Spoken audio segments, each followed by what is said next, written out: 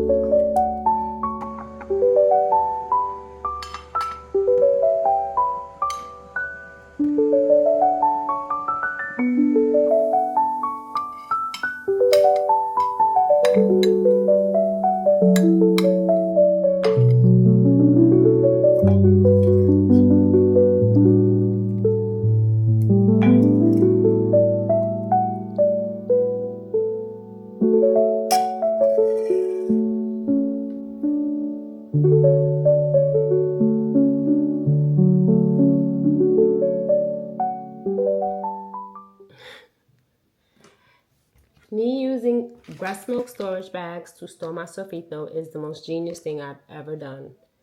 One, I was able to use them up because I had so many of them. So yeah. You know what I like about this? Like if I just want 2 ounces, I can just fill this up to 2 ounces. If I want 6 ounces, you know how it goes. But I like it better than the ice cube tray. You can store them in the ice cube trays, which I've done in the past for so many years. Until years ago, I was like, oh wow, I know what to do with these. I have so many, I don't want to get rid of them. I don't want to throw them out, so. And I didn't have anyone to give them to. So I said, hello, Sofrito. So yeah, that's what I do, and I love this method, actually. Because I always know how much I need, I pretty much use this amount to cook. Unless I'm making like a small batch of something, like beans. I'll just fill this up to 2 ounces, which I have some in the refrigerator that has only 2 ounces in it.